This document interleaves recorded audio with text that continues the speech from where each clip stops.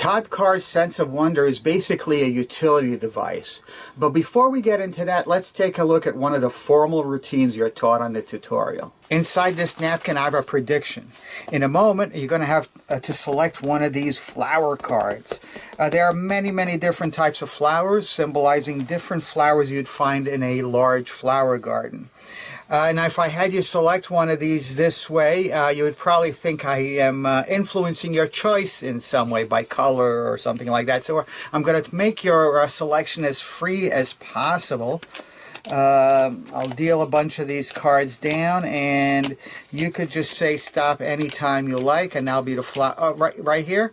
Now, do you want the one I just dealt? Do you want the one in my hand, or do you want the next one? It's up to you. Or I could continue dealing and you could find a different one. It's up to you. You want this one. We'll leave it right here on my prediction. I want to point out you could have had any of these. You could have stopped me at any of these. We had the viola, the tiger lily, the water lily, the dihala, the passion flower. You could have had any of these things. But you selected the one right over here. Let's take a look at what you selected. It is a rose, and my prediction, believe it or not, was, I hope it was anyway, let's take a look. It was a rose, a perfect match.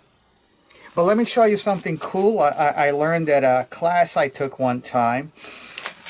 If you take any napkin and you fold it up, wrap it around your hand quickly, watch what happens. You're not going to believe this. Give it a few twists. And watch as I make this into the actual flower you freely selected. The rose. But not only that, I want you to smell this rose. You'll notice something strange. It actually smells like a real rose. That was one of the routines you're going to learn on the tutorial, but there are other applications and handlings and routine ideas taught. But let me tell you what this is.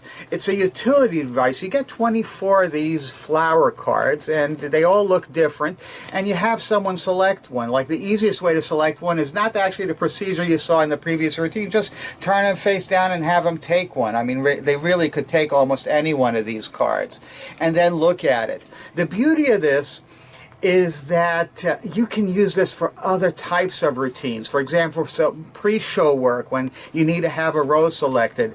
Maybe produce an actual rose out of your sleeve or whatever you want. Or a one-ahead type system like mental epic.